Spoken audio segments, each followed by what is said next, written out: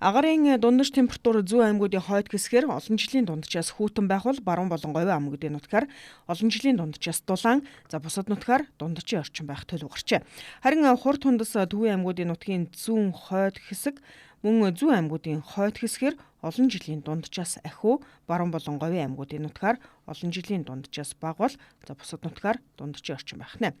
Баруун аймагуудын нутгаар энэ сард агарын дундаж температур завхны зүүн Баян хонгорын хойд хэсгээр олон жилийн дунджийн орчим, бусад нутгаар дунджаас дулаан байх нэ. Хурд тундас усын зүүн завхны ихэнх Баян хонгорын хойд хэсгээр олон жилийн дунджийн орчим, бусад нутгаар дунджаас бага байх төлөв гарч байна.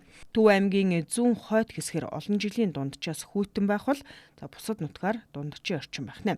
Хурд тундасны хувьд Сэлэнгийн нутаг Хөвсгөлийн зүүн Булган Төв аймгийн хойд хэсгээр олон жилийн дунджаас ахиу байх бол бусад нутгаар дунджийн орчим байх төлөв гарсан байна. Сарын ихээр нутгийн хойд хэсгээр цас орж ихэнх нутгаар салхи шуургатай хүйтэн байх нэ.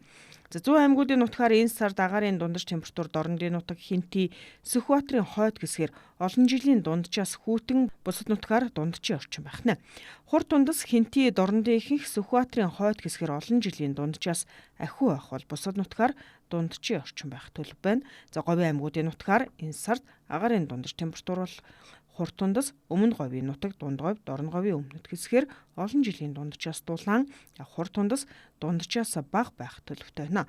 Бусад нутгаар температур болон хурд тундас дунджийн орчим байна гэж цаг уурын орчны шинжилгээний газраас гаргасан төлөв мэдээнд дурджээ.